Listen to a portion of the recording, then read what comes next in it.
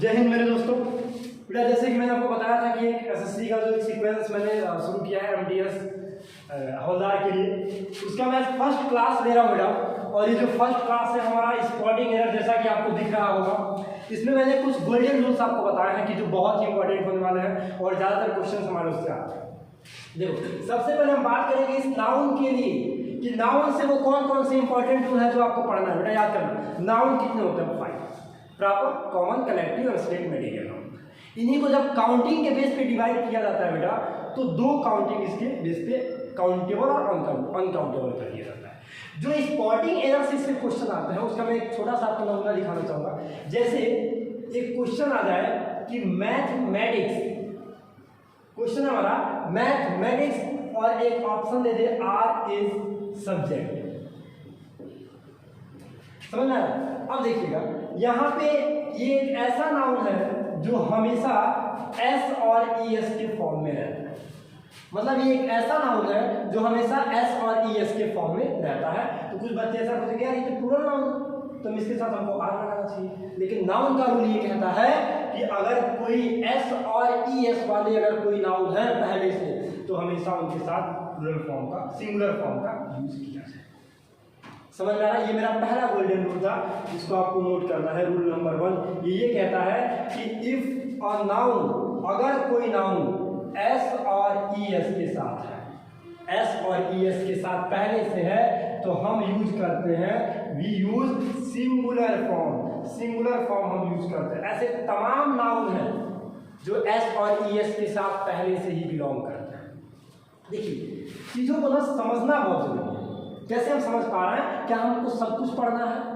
ऐसा भी नहीं है। तो अब देखो वो कौन कौन सा नाम, जैसे मैंने अभी मैथमेटिक्स ही बोला, इसी को देख लो, मैथमेटिक्स हो गया। ऐसे ही हम बात करेंगे, जैसे एक इनिंग्स होता है, इनिंग्स हमने लिख लिया।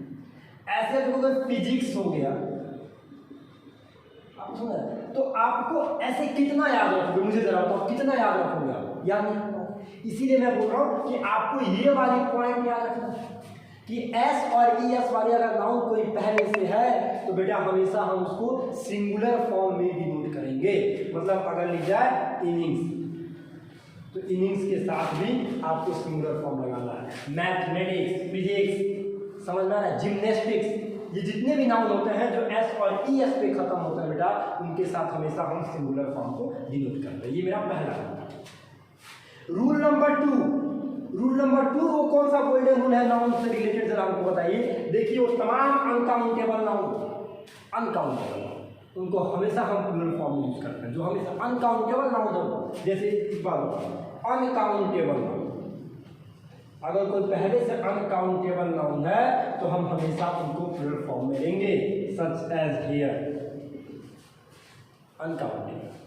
ऐसे तमाम है। हमको मैंने क्या बोला आपको कि आपको क्या याद करना है? आपको कॉन्सेप्ट याद करना है। कौन कौन से होंगे आपको इसको नहीं याद करना, आपको कॉन्सेप्ट एक तैयार करके चलना है। तो रूल नंबर ये हो गया, फर्स्ट हो गया हमारा, और रूल नंबर 2 हो गया। इसको पहले आप नोट करो जल्दी।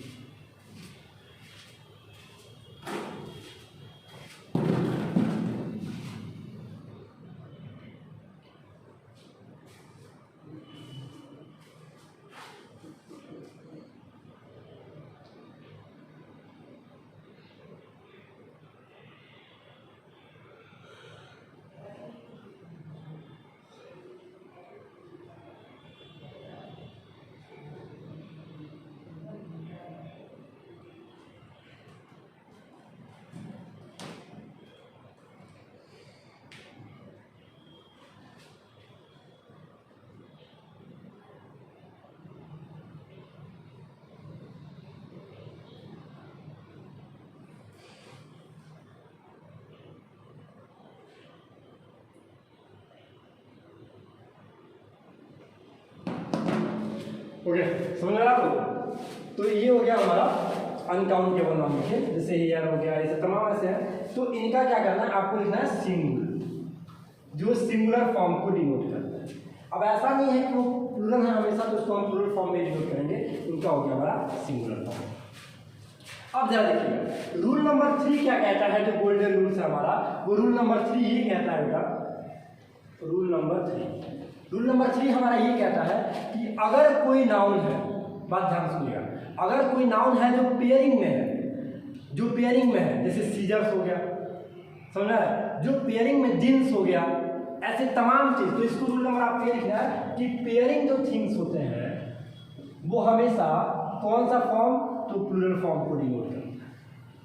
कौन सा फॉर्म बेटा, प्लूरल फॉर्म को डिनोट करता है। ऐसे ही कुछ ऐसे हैं जैसे कैटल, कैटल हो गया, पोएट्री हो गया, ऐसे भी कुछ नाउन होते हैं जिनको हम प्लूरल फॉर्म में डिनोट करते हैं। तो कुछ लोग ऐसा सोचते हैं कि यार पेयरिंग थिंग्स में है तो पेयर एक ही होता है तो अलग अलग होगा, नहीं, पेयरिंग थिंग्स, जो पेयरिंग थिंग्स वाले जो नाउन होते हैं बेटा वो भी हमेशा किसमें होता है, सिंगुलर प्लूरल नाउन में उनको कंपेरिजन करते हैं। ये था हमारा बेटा नाउन से जो इंपॉर्टेंट रूल था, समझ में आ रहा है, नाउन से जो इंपॉर्टेंट रूल था वो था हमारे, इसको जो जहाँ से ज़्यादातर क्वेश्चन हमारे क्रिएट होते हैं, समझ में आ रहा है। अब देखना जरा, जो प्रोनाउन से एक सबसे इंपॉर्टेंट रूल है, पहले आप इसको नोट कर लो।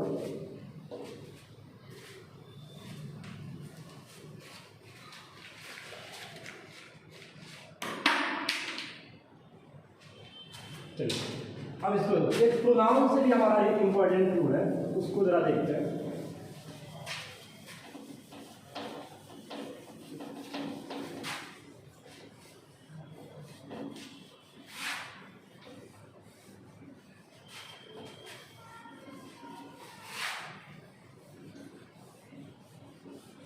देखो अभी तो हमने नाउन से पढ़ा, प्रोनाउन का जरा देखिएगा। प्रोनाउन का भी एक सबसे इंपॉर्टेंट रूल कहता है, जैसे आपने पढ़ा होगा पर्सनल प्रोनाउन। इस पर्सनल प्रोनाउन के 3 पर्सन होते हैं।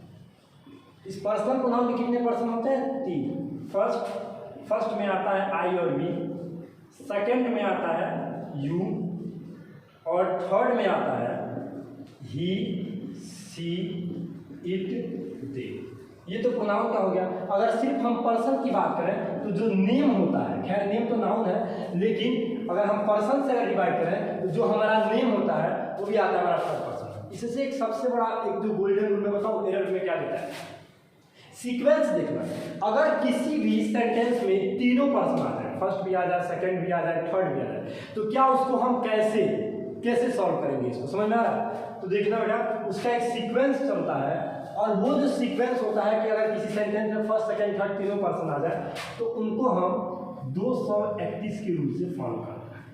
231 एक जबरदस्त, कि अगर किसी सेंटेंस में तीनों पर्सन आ जाए तो उनको, अगर वो इधर उधर करके दिए उस एग्जाम्पल से आई दे दे, आई, यू एंड राम, अगर ऐसे आपको दे दिया तो अगर इनके साथ हम सीक्वेंस बनाए तो सही नहीं है, क्योंकि ये फर्स्ट, सेकंड और थर्ड पर्सन से चल रहा है।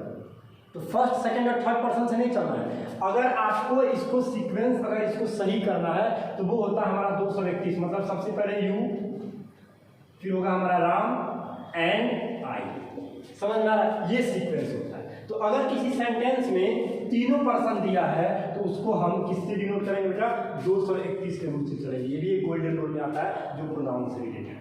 बेटा आज जो हमने पढ़ा वो नाउन और प्रोनाउन से रिलेटेड मैंने इंपॉर्टेंट चीज़ें पढ़ा है।